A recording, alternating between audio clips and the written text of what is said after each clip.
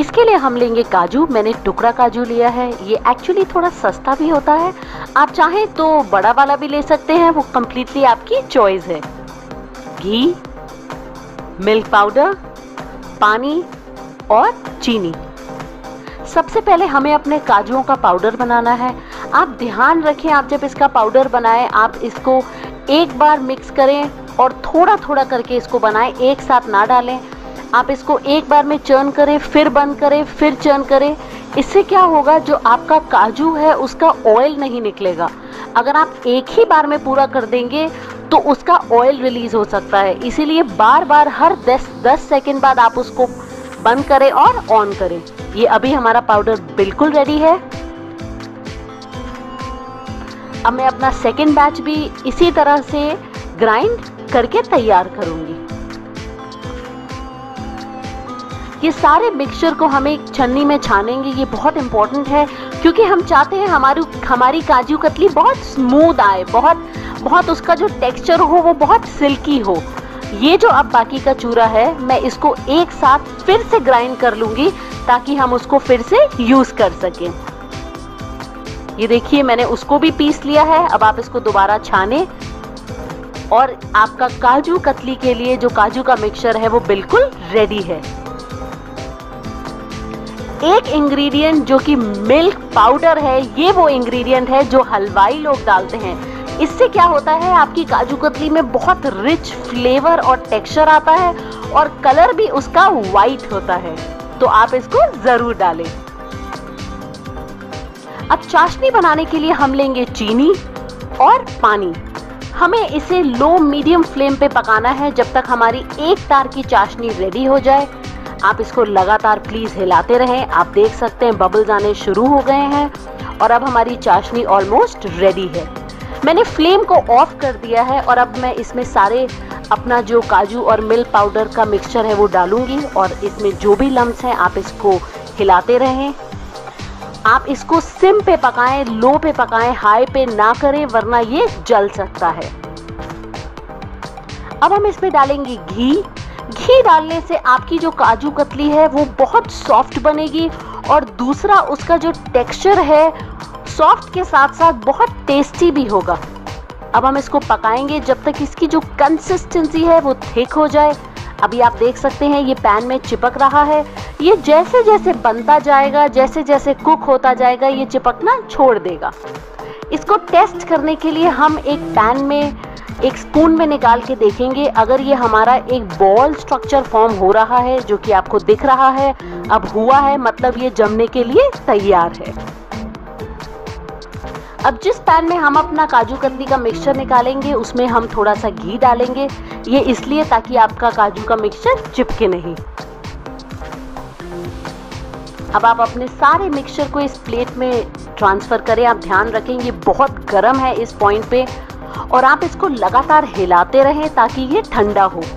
अगर आप इसको ऐसे ही रख देंगे तो इसके ऊपर एक लेयर, एक पापड़ी सी जमने लगेगी जो हमें नहीं चाहिए। इसलिए आप इसको लगातार हिलाएं। ये ठंडा भी होता जाएगा और इस पे लेयर भी नहीं आएगी। अब ये मेरा मिक्सचर ठंडा हो चुका है, ल्यूक वार्म हो गया है। मैंने इसको बिल्कुल ठंडा नहीं किया है। अब हम एक बटर पेपर पे इसको ट्रांसफर करेंगे। पहले हम इस पे फिर से घी लगाएंगे ताकि हमारी काजू कतली का मिक्सचर उस पे चिपके नहीं। आप ध्यान रखें इस पॉइंट पे अपने मिक्सचर को बिल्कुल ठंडा ना करें वरना आपकी काजू कतली का जो बैटर है वो बहुत हार्ड हो जाएगा। आप उससे कतली नहीं बना पाएंगे। अब आप बटर पेपर की हेल्प से इसको ऐसे डो को, जो मिक्सचर है उसको आप प्रेस करें। इससे दो चीज़ें होंगी, एक तो इस पे बहुत अच्छी शाइन आएगी और जो मिक्सचर है काजू कतली का वो बहुत सॉफ्ट हो जाएगा। आप देख सकते हैं ऑलरेडी बहुत अच्छा है। अब इसके ऊपर मैं एक और बटर पेपर लगाऊंगी। उससे पहले मैं इस पे थोड़ा घी लगाऊंगी। ये इसलिए क्योंकि जब हम इसको बेलेंगे तो वो चिपके नहीं। अब आप इसको काजू कतली पर रखें और एक बेलन से बेलें। मुझे लगता है कि विदाउट पेपर ज़्यादा बेटर है, तो मैं पेपर की जगह डायरेक्टली अपने जो बेलन है उस पर घी लगा के इसको मैं बेलूंगी। आप ध्यान रखें कि आप इसको रेक्टेंगल शेप में करें या स्क्वायर शेप में करें, उससे क्या होगा, जो आपकी काजू कतली की वेस्टेज है वो कम से कम होगी। आप इसको ज्यादा पतला ना करें, मैंने इतना रखा है क्योंकि जनरली काजू कतली थोड़ी थिक होती है। ये हमारा बिल्कुल रेडी है। मैं चांदी का वर्क लगाऊंगी तो उससे पहले मैं थोड़ा सा इस पे घी ब्रश करूंगी, जिससे वो वर्क इस पे चिपक जाएगा। ये ऑप्शनल है, अगर आप नहीं चाहते तो ना करें, बट ये दिखने में बहुत अच्छा लगता है, तो मैं अपनी पूरी काजू कतली पे सिल्वर वर्क लगाऊंगी। एक चीज कर सकते हैं, अब 10 मिनट ठंडा होने के बाद हम इस पे कट्स लगाएंगे। जनरली डायमंड कट्स बहुत ज्यादा अच्छे लगते हैं, तो आप उसको वो यूज करें। मैंने अब छुरी की जगह पिज्जा कटर ले लिया है, क्योंकि मुझे लगा कि उससे कुछ थोड़ा आसानी से हो रहा था। तो अगर आपके पास पिज्जा कटर है तो आप वो भी यूज कर सकते हैं। इसी तरह से आप अपनी सारी काजू कतली पे डायमंड शेप दीजिए। आप देखिए ये बहुत ही सुंदर लग रही है। इसको अब आप कंप्लीटली ठंडा होने दें, जिससे पहले कि हम इसे निकालें। तो लीजिए, तैयार है आपकी काजू कतली। इस त्योहार में जरूर इसको आप बनाएं और अपनी फैमिली के साथ एंजॉय करें। हमें चाहिए मैदा, चीनी, पानी और घी। हम एक बोल में लेंगे चीनी और पानी। पानी को मैंने थोड़ा ल्यूकवार्म, थोड़ा गर्म कर लिया था, क्योंकि हमें पानी में चीनी डिसॉल्व करनी है, तो थोड़े गर्म पानी में चीनी अच्छे से मिल जाती है। आप इसको लगातार हिलाते रहें ताकि आपकी चीनी मिल जाए। और चीनी अगेन आपके टेस्ट के ऊपर है, अगर आपको कम पसंद है, ज्यादा पसंद है, वो आप अपने हिसाब से कम या ज्यादा कर सकते हैं। एक बात आप और ध्यान रखें, चीनी को कंप्लीटली डिसॉल्व करें, क्योंकि अगर आपकी चीनी मिलेगी नहीं तो जब आप इसमें घी डालेंगे तो वो बिल्कुल डिसॉल्व नहीं होगी। तो घी डालने से पहले हमें इन दोनों को अच्छे से मिक्स करना, ताकि चीनी मेल्ट हो जाए पूरी, बहुत ज़रूरी है। अब मैं इसमें डालूंगी घी। घी डालने के बाद आप इसको फिर से एक बार मिलाएं। अब ये हमारा जो लिक्विड मिक्सचर है वो ऑलमोस्ट रेडी है। अब हम इसमें डालेंगे मैदा। मैं इसको 2 भागों में डालूंगी। आप एक साथ ना डालें, वरना वो बहुत बड़ा लंप सा फॉर्म हो सकता है, और कभी कभी एक साथ डालने के बाद मैनेज करना भी थोड़ा मुश्किल हो जाता है। आप इसको अच्छे से मिलाएं, और जब ये पहला मिक्सचर आपका अच्छे से मिक्स हो जाए इसके अंदर, तभी आप दूसरे वाले जो फ्लावर है, जो आपका मैदा है, वो इसमें ऐड करें। अब हम इसमें डालेंगे बाकी का बचा हुआ पूरा मैदा। आप चाहें तो इसमें अब अपने हाथ का भी इस्तेमाल कर सकते हैं, ताकि आप ये जो इस मिक्सचर को है वो अच्छे से गूंद सकें। आप देखिए, अब मैं अपने हाथों का यूज कर रही हूँ। इस पॉइंट पे आपको लगेगा ये मिक्सचर थोड़ा सॉफ्ट है, आपका डो थोड़ा सॉफ्ट है, पर चिंता ना करें, हमें इसको 1 से 2 घंटे तक रेस्ट करने को रखना है। आप इसको अच्छे से गूंदने के बाद रेस्ट करने के लिए रखें। अब आप देखेंगे 2 घंटे बाद ये हमारा जो डो है ये काफी हार्ड हो चुका है। मैदे ने सारा मिक्सचर पी लिया है, और यही कंसिस्टेंसी का हमें चाहिए। अगर आप चाहें तो इसको 2 से 3 मिनट तक और गूंदें, और इसको एक अच्छे स्मूथ डो में फॉर्म करें। अब इस डो को मैं डिवाइड करूंगी 3 हिस्सों में।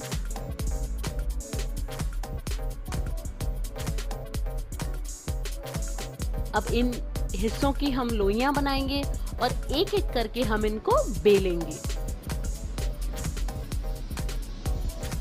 आप इसके गोल गोल आप इसकी लोइयां बनाएं, और इस तरह से जैसे मैं कर रही हूं, आप इसके गोल लोए बनाएं।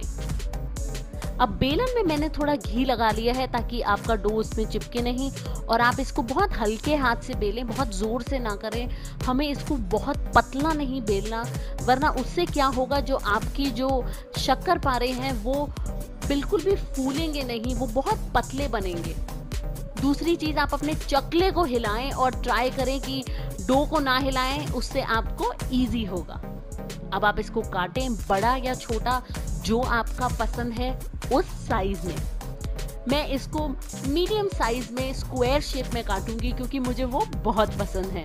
बहुत सारे लोग डायमंड शेप में भी काटते हैं, तो आप वो भी कर सकते हैं।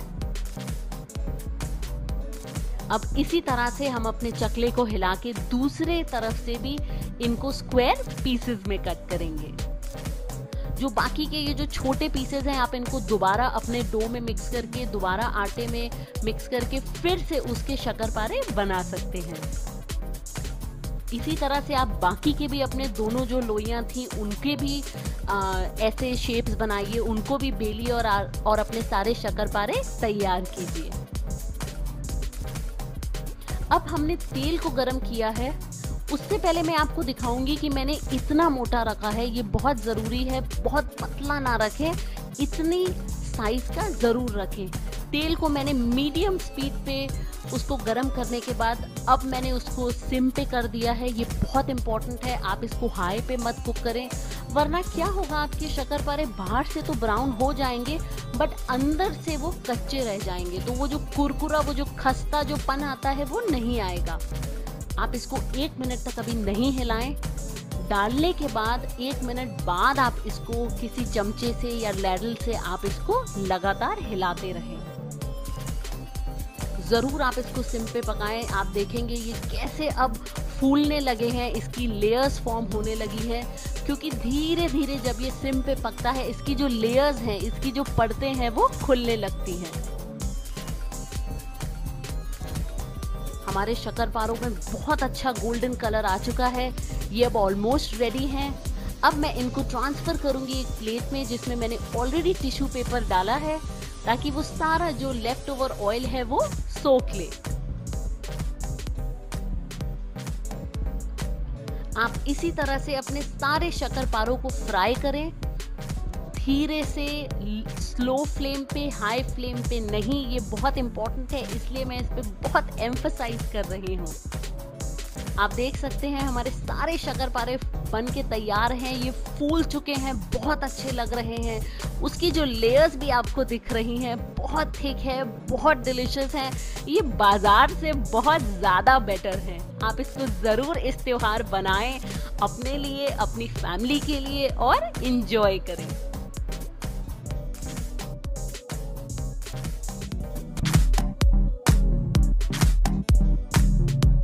इस रेसिपी के लिए हमें चाहिए बेसन। मैंने दरदरा बेसन लिया है, फाइन पेस्ट नहीं लिया। पिसी हुई चीनी, घी, काजू, पिस्ता, 2 टेबलस्पून पानी और इलायची पाउडर। सबसे पहले हम एक पैन में डालेंगे घी को। मैंने नॉनस्टिक पैन लिया है। आप घी को अच्छे से मेल्ट करें। जब आपका घी मेल्ट हो जाए आप इसमें डालें बेसन। बेसन को आप अच्छे से मिलाएं और हमेशा ध्यान रखें जब भी आप बेसन भुनें आप लो मीडियम फ्लेम पे करें, आप बहुत हाई पे ना करें, क्योंकि आपका बेसन चिपक सकता है। अब इसके अंदर जो थोड़े बहुत लम्स हैं आप अपने स्पैचुला या स्पून के साथ उसको डिसॉल्व करें और अच्छे से मिक्स करें।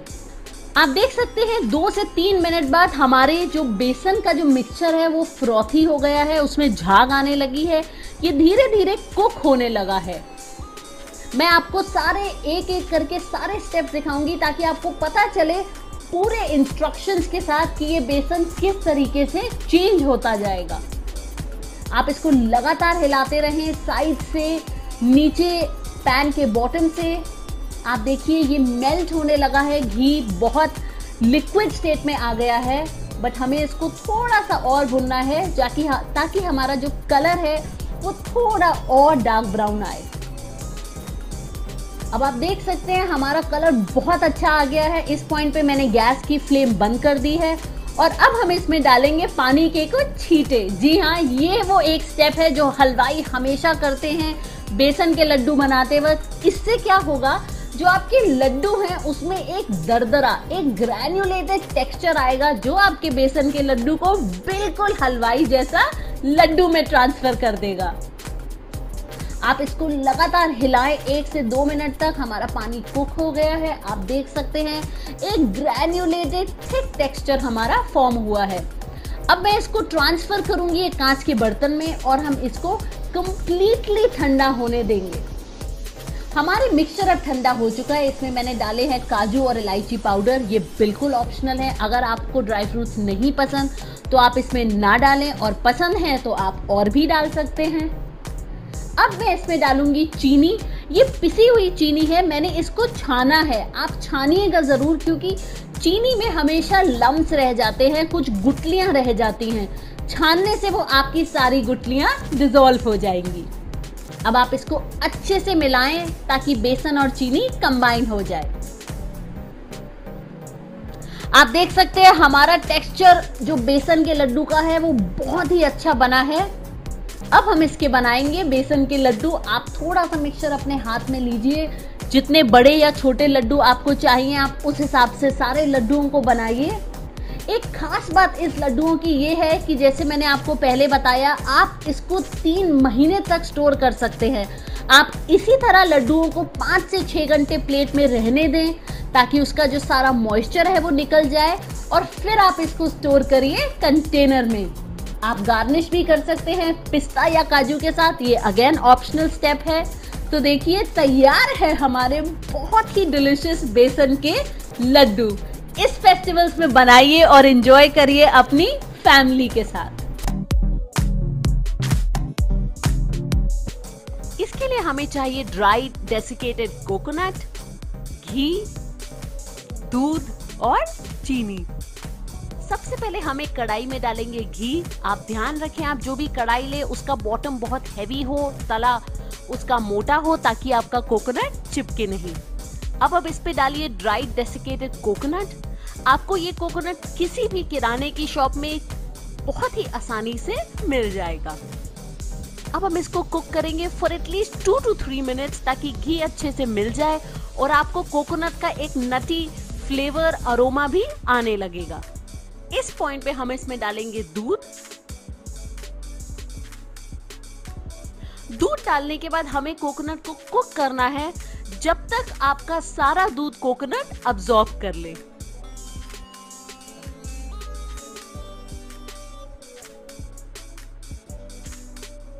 कुछ टाइम के बाद जब ये दूध अब्सॉर्ब कर लेगा, आप देखेंगे इसका जो टेक्सचर है वो क्रम्बली होने लगेगा, जैसे कि अब आप देख सकते हैं। इस गिवन पॉइंट में हम इसके अंदर डालेंगे चीनी।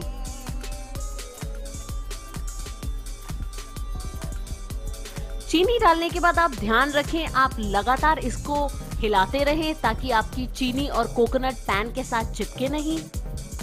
और हम इसको कुक करेंगे जब तक चीनी अपना सारा पानी छोड़ दे।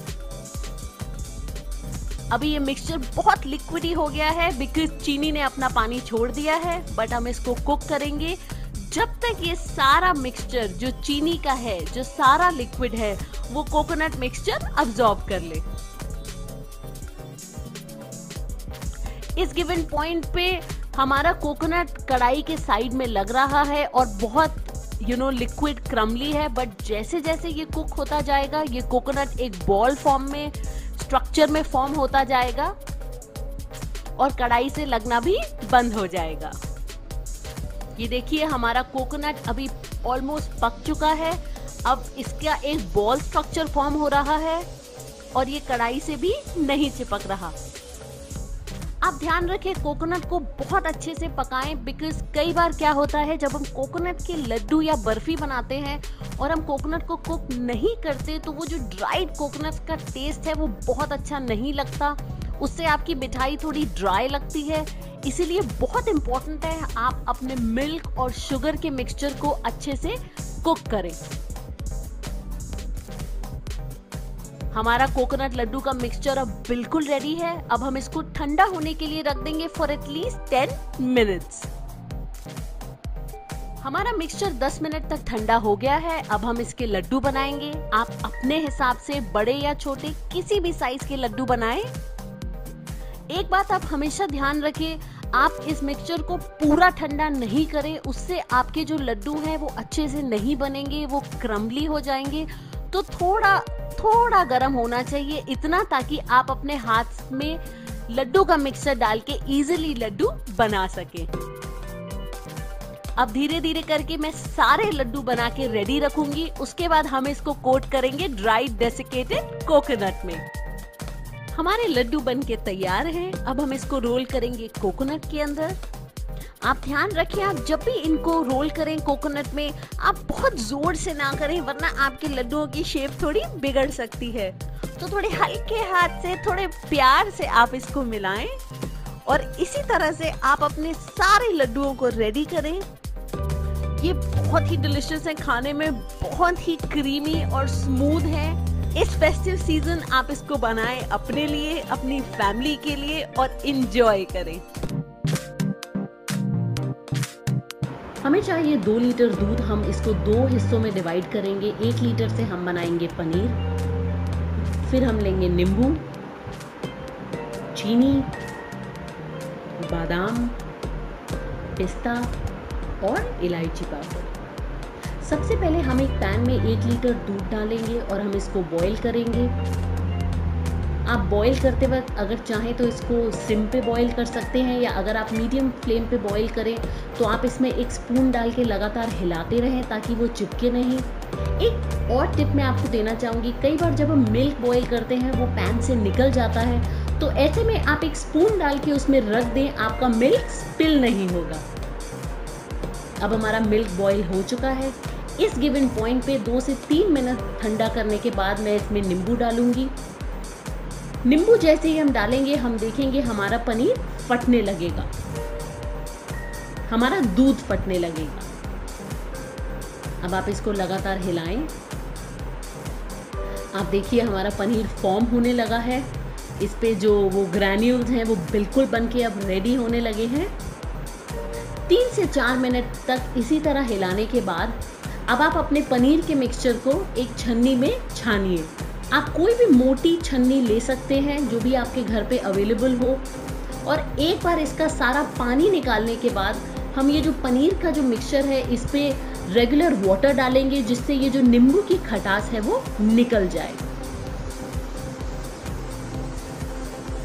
दूसरे हैवी बॉटम पैन में हम मिल्क लेंगे और हमें इस मिल्क को लगातार हिलाते रहना है, लगातार कुक करना है जब तक इसका जो साइज़ है वो हाफ में कन्वर्ट हो जाए। हमें इसको आधा होने तक पकाना है। आप लगातार इसके साइड्स को भी स्क्रैप करते रहें, बॉटम को भी स्क्रैप करते रहें ताकि वो चिपके नहीं। अब इस पॉइंट पे हम इसमें पनीर डालेंगे। मैं जनरली पनीर डालते वक्त बहुत फाइन पीसेस नहीं करती हूँ, बिकॉज बाज़ार में जो आप कलाकंद खाते हैं उसमें वो जो दानेदार जो ग्रैन्यूल्स होते हैं वो बहुत अच्छे लगते हैं, दिखने में भी और खाने में भी। तो हम इसको रफली इसको मैश करेंगे और अपने दूध में डालेंगे। अब लगातार मीडियम फ्लेम पे या लो फ्लेम पे आप इसको पकाएं। आप सारे साइड्स को स्क्रैप करें जैसे कि मैंने आपको पहले बताया, और बॉटम को भी स्क्रैप करते रहें और लगातार इसको हिलाएं। आप देखिए इसमें बबल्स आ रहे हैं, ये कुक होना चालू हो रहा है और 10 से 12 मिनट बाद ये ऐसे ही कुक होता जाएगा और जो सारा जो मिल्क है, वो जो पनीर है, वो सारा अब्जॉर्ब कर लेगा। आप देखिए 10 से 15 मिनट बाद आपका ये मिक्सचर कुक हो चुका है और दूध ऑलमोस्ट सारा पनीर ने अब्जॉर्ब कर लिया है। चीनी डालने से पहले आप ध्यान रखें ये मिल्क सारा कुक हो जाए। आप मिल्क जब हो उस टाइम पे चीनी ना डालें। अब क्योंकि हमारा मिल्क पूरा अब्जॉर्ब हो चुका है, हम इसमें चीनी डालेंगे और चीनी डालने के बाद आपको फिर से इसको 5 से 6 मिनट तक पकाना है, जब तक आपकी चीनी भी सारी डिसॉल्व हो जाए। आप इसको हाई पे ना पकाएं, मीडियम पे पकाएं, क्योंकि चीनी डालने के बाद आपका जो कलाकंद है वो चिपक सकता है। आप देखेंगे चीनी ने अपना पानी छोड़ना शुरू कर दिया है और हमारा जो मिक्सचर है वो थोड़ा सा लिक्विडी हो गया है। ये बहुत ही अच्छा, बहुत ही वो जो ग्रैन्यूल्स होते हैं जो कलाकंद के जो बाजार में दिखते हैं, ये बिल्कुल वैसे दिख रहे हैं। ये थोड़ा सा जो पानी का मिक्सचर है हम इसको फिर से कुक करेंगे ताकि इसकी एक थिक कंसिस्टेंसी हो जाए। अब आप इसमें डालें इलायची पाउडर और इसको फिर से अच्छे से मिक्स करें। 3 से 4 मिनट ऐसे मिक्स करने के बाद आप देखेंगे हमारा ये मिक्सचर बिल्कुल रेडी है कलाकंद सेट करने के लिए, उसको जमाने के लिए। तो अब आप इसको एक टिन में जमाएं। उससे पहले मैं टिन में ग्रीस करूँगी घी। ये बहुत इम्पॉर्टेंट स्टेप है, बिकॉज अगर आप ये नहीं करेंगे तो जब आप कलाकंद जमाने के बाद जब उसको निकालेंगे तो वो पैन पे चिपक सकता है। तो आप प्लीज़ इस स्टेप को ज़रूर करें। अब हम इसमें पूरे कलाकंद के मिक्सचर को डाल देंगे।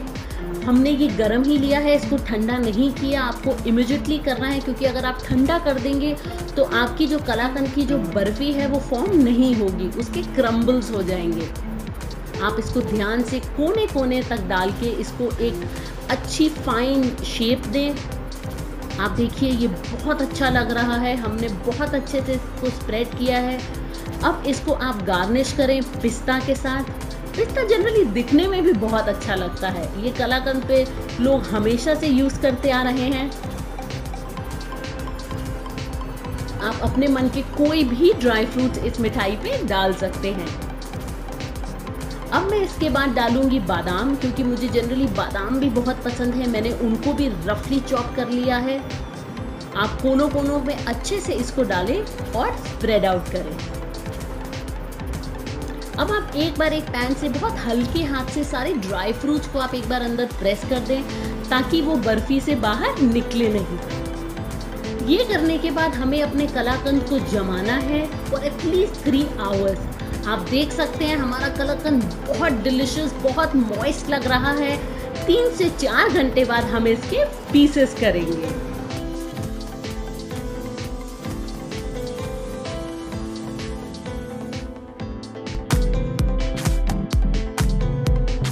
इसके लिए हम लेंगे मूंग दाल। मैंने मूंग दाल को ऑलरेडी 4 घंटे तक सोक किया था, फिर मिक्सर ग्राइंडर में दरदरा पीसा है।